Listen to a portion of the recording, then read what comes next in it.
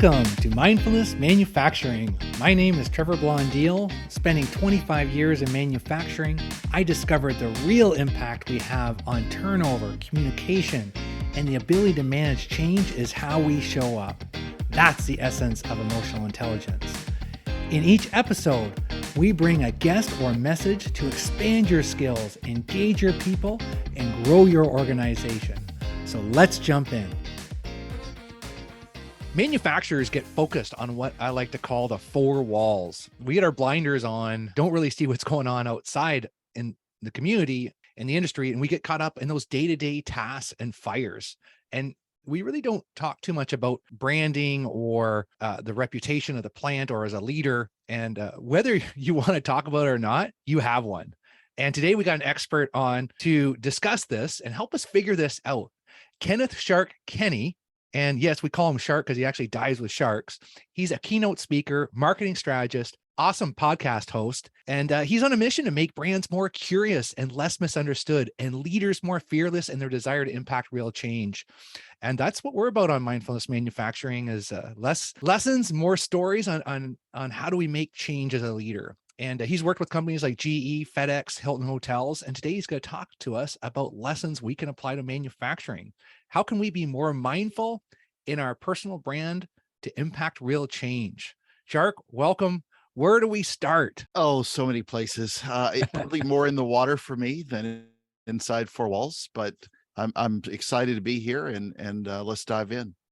Hey, so dive in. I think first, when we talk about this whole shark experience, because I didn't totally understand when I met you, but you actually dive with sharks. So just tell us a little bit about that right now. Sure. So when I was a kid, I came pretty up close and personal with a large predatory shark. This was something that would probably scare a lot of people away for the rest of their lives.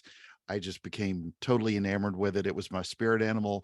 I had a connection from there on. And between it was, instead of having just GI Joe dolls and with the Kung Fu grips and the different Avengers or whatever of the day, I had a fascination for sharks and began to study them, swim with them as frequently as I could. And that was when I was young, it was without scuba gear. And then I became scuba certified. And now I either free dive or scuba dive with sharks all over the world. Respect their boundaries. I'm not going up and riding one like it's an amusement park, but they're very misunderstood creatures. They're very unappreciated. And there are a lot of sharks that are needlessly killed. I mean, we're talking north of 100 million a year. Wow. And so that part of ocean conservation really matters a lot to me. And it's from a mindfulness standpoint, there is no better place to be for me than in the water, 50, 60, 75 meters deep, swimming. And it's my happy place in the world, especially when there are sharks around, because they can be truly appreciated.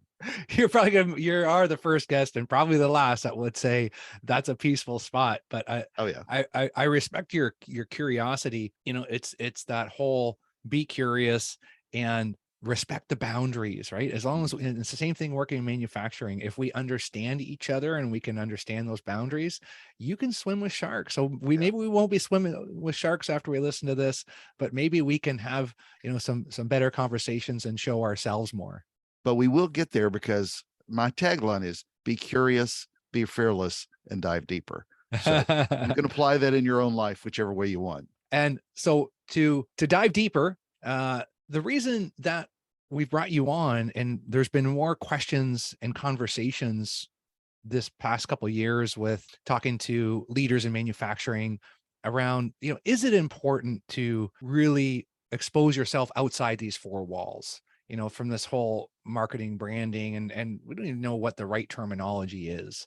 Mm-hmm. All I know is that, does it really matter if we're focused on inside the four walls, or do we need to be more active outside the plant? And what do you see from your high level marketing strategist? Yeah, and that's a very fair point, because I know the first engagement that I really had, my very first job in my career was in manufacturing and customer service. But I remember working with a manufacturing company a few years ago in the food service industry, and went out to some of their plants. And the last thing that I naturally even thought made sense for me to be part of is, here you're going to send a marketing guy to a plant out in the middle of nowhere what am I going to do? And I'm not a color scheme, style guide, that kind of brand guy. I'm more of a performance marketer. So for me, it was really interesting, but I did take the lens because I also had a recruiting background and started looking at part of social media as well as how we sort of build community. But in a lot of communities that have plants, and there are plenty of big cities that have that,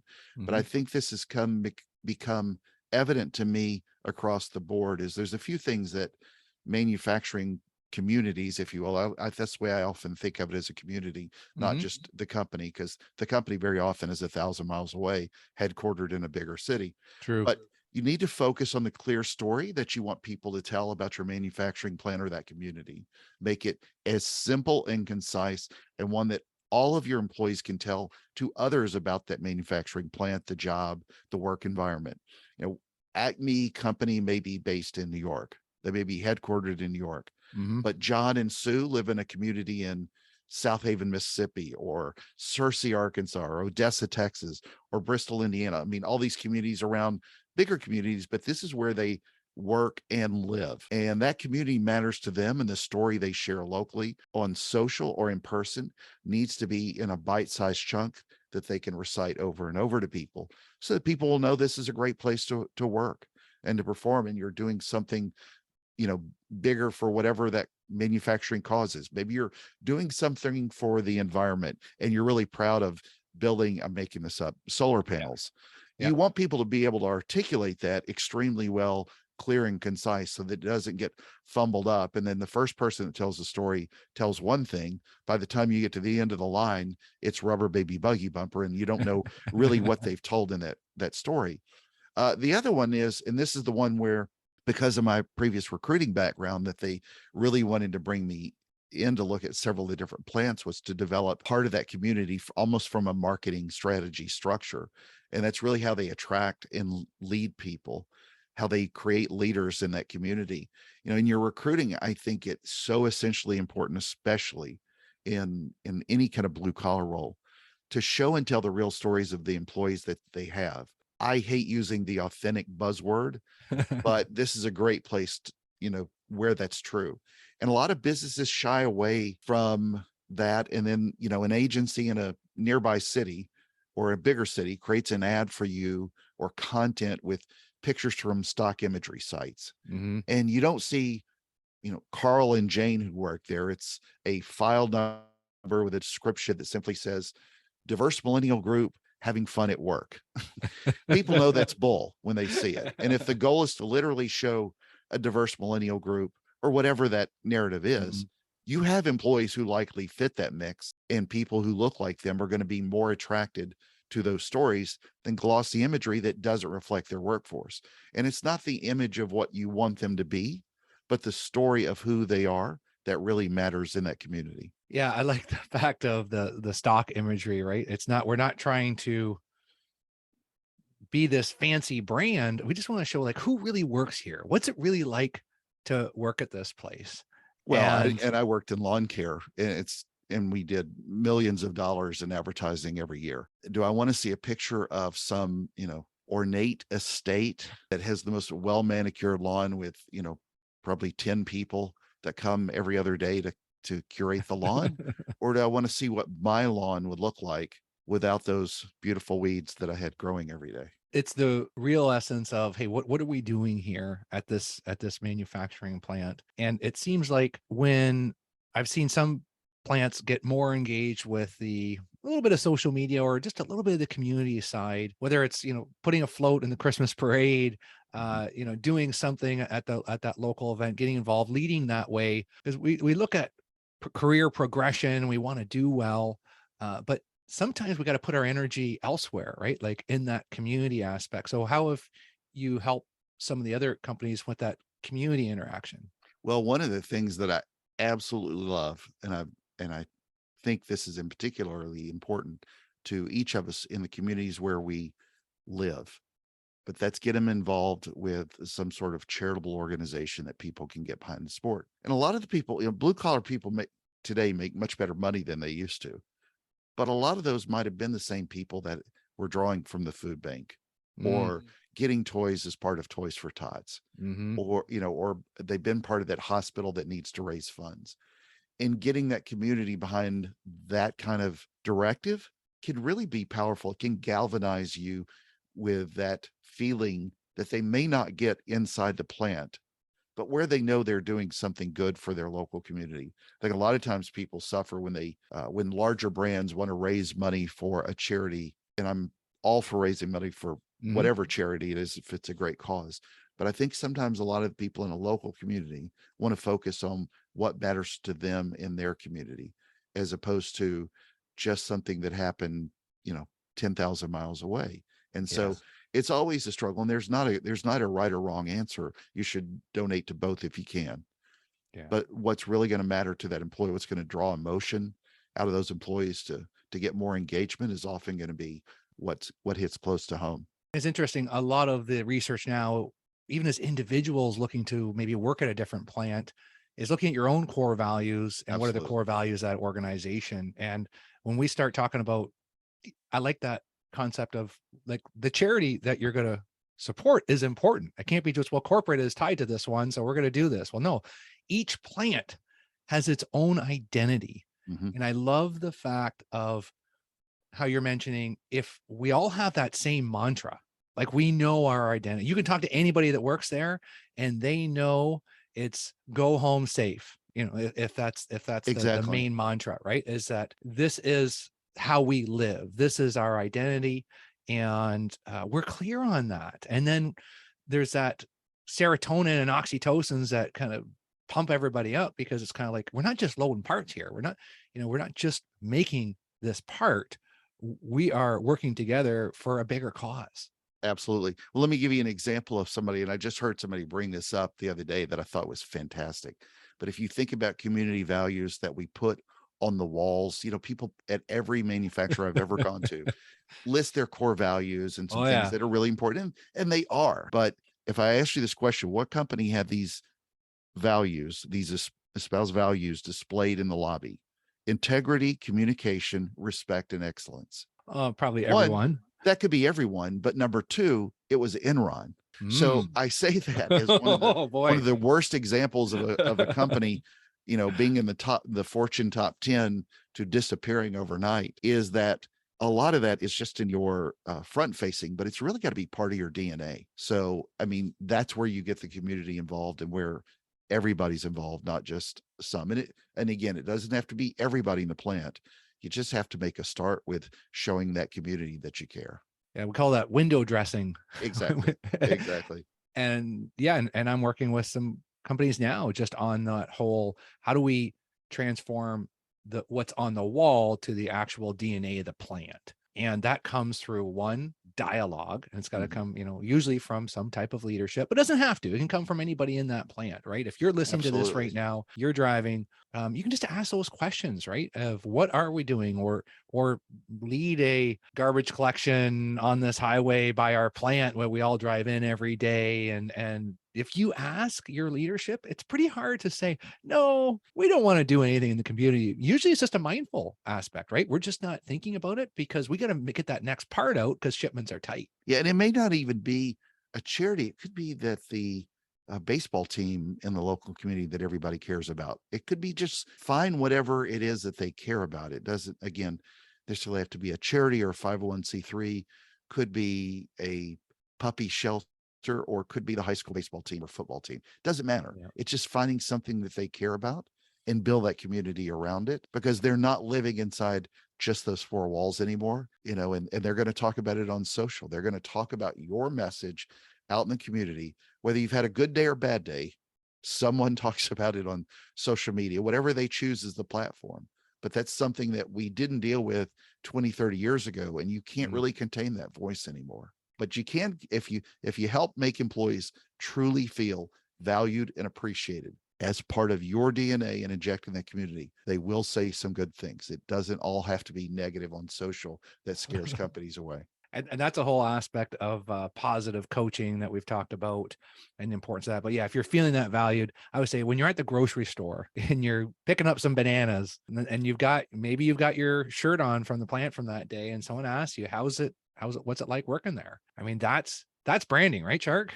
It is. And then the next thing they're going to ask is, wait, with inflation, why are these bananas so expensive? You know? So Yeah, and how much is your place paying? exactly. So yeah, and we know that pay is important, and we got to keep that relative. But that whole conversation, I'm thinking about this whole younger generation that we're needing to get more into manufacturing, especially in skilled trades, and they look at their choices now because they have so many choices. And I was actually, when my son was looking for some different work, and some other younger people I've talked to, it's like they're really going on Google, like they're looking at reviews, they're really looking in different social aspects to say, what are they saying about working there? Because I've had them say, I don't think I'm going to apply to this place. I looked online, there's a lot of stuff here.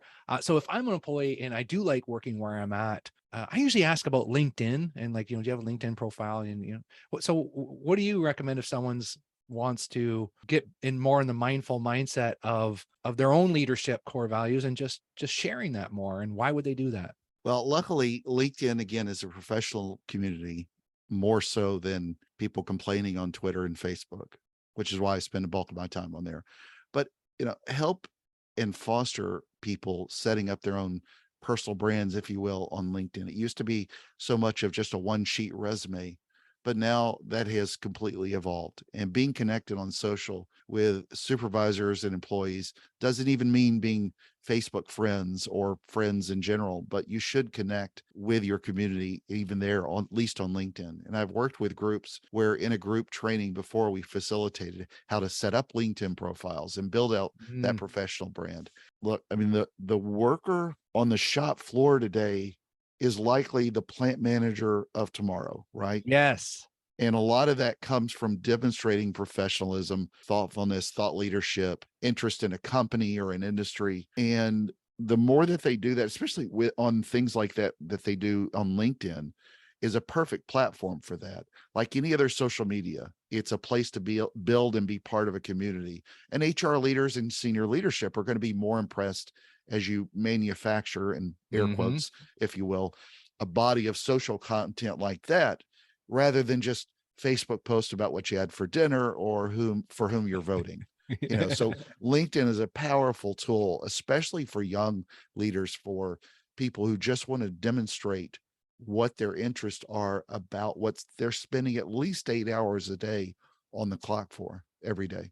So what I love this whole, I never connected the dots, Shark. And I know that the best plant managers are the ones that have come up off the floor, but I never really connected that to the fact of, hey, well, why not start articulating your own thoughts around what are your own leadership thoughts? And don't just repost something from somebody else did. Share your own thoughts. But what's your advice if maybe I've got a LinkedIn profile set up, but how do I start interacting and not using stock photos? But what would you recommend?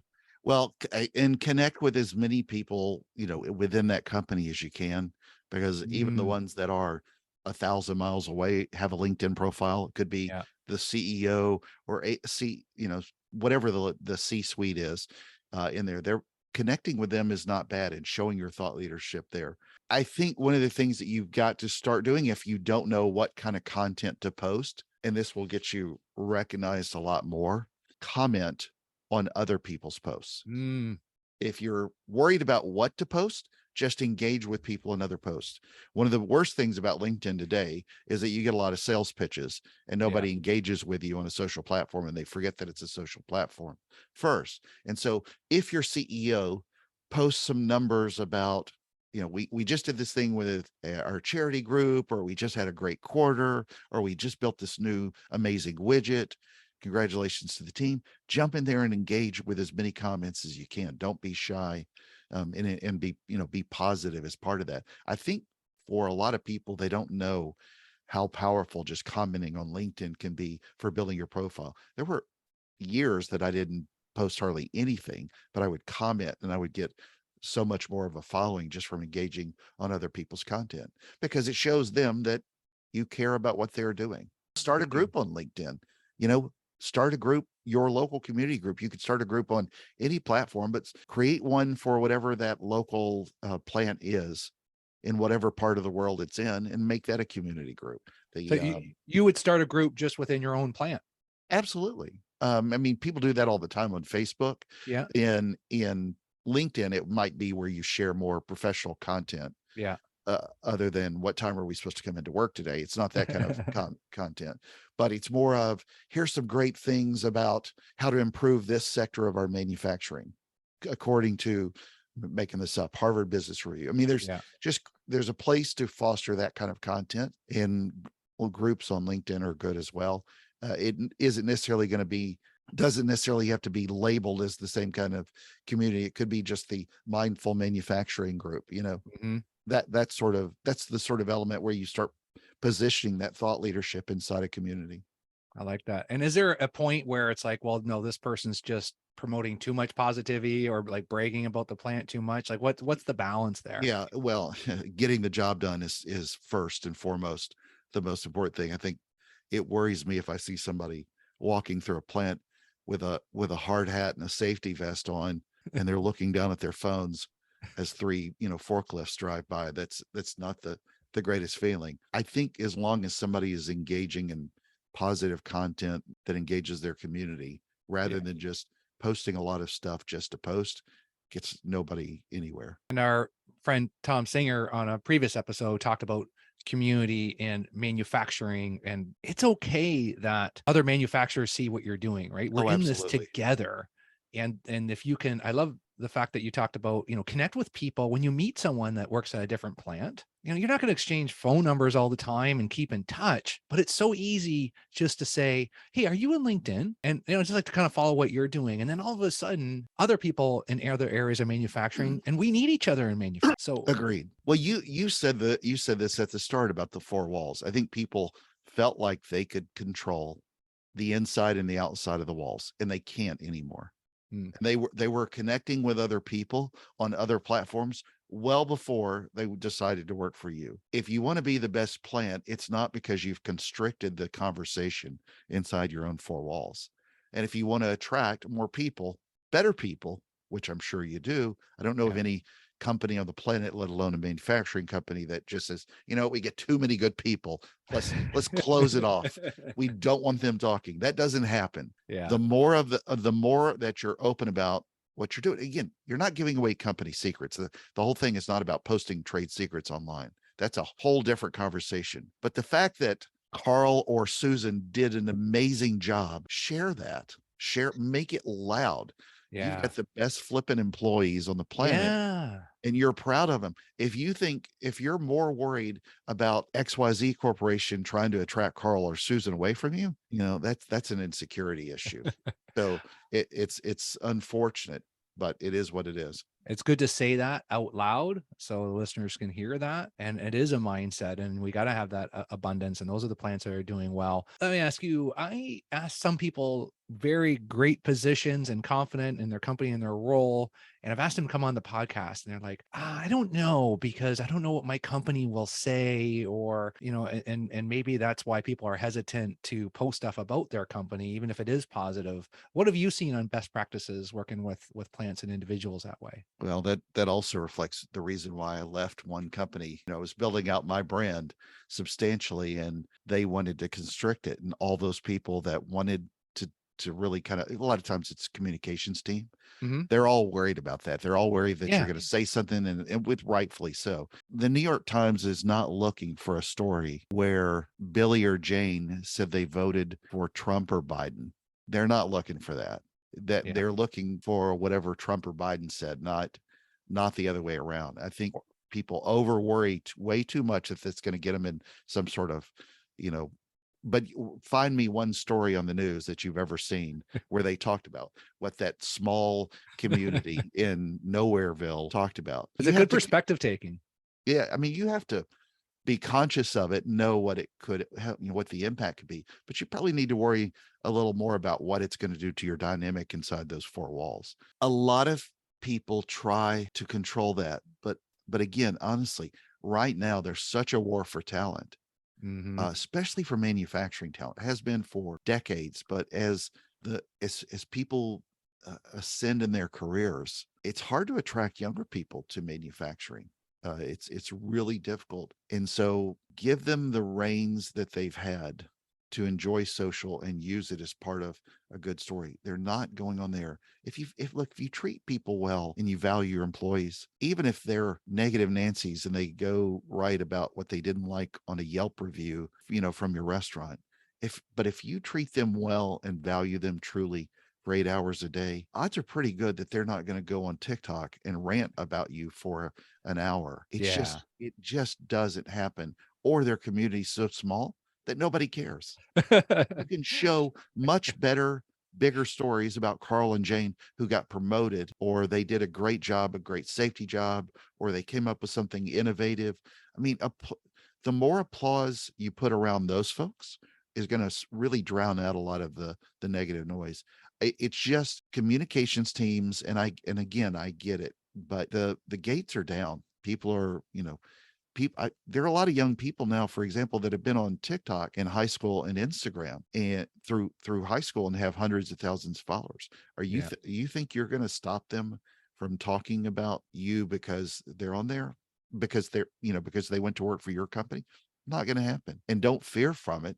Embrace it and just treat them well. That is the lesson right there. It could amplify your story. Look, they're influencers. Yeah. What better community to say great things about your community than them? Would you rather see it in a phony advertisement that was created with some stock imagery, or would you rather hear about Johnny on his podcast talking about how awesome this place is to work, or something new that happened?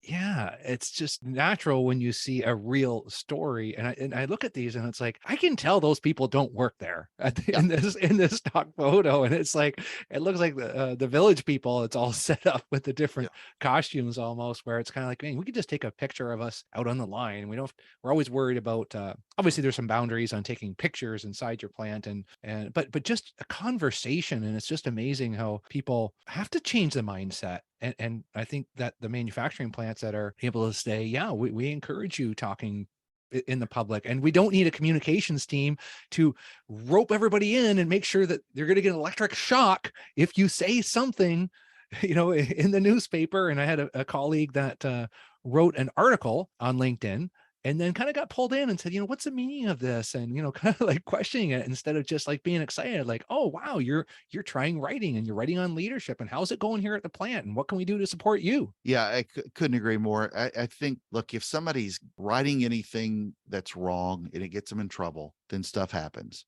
But to think that you're going to be able to control whether or not they pick up a pen anymore or a keyboard, it's not going to happen. They're holding their phones nonstop all day.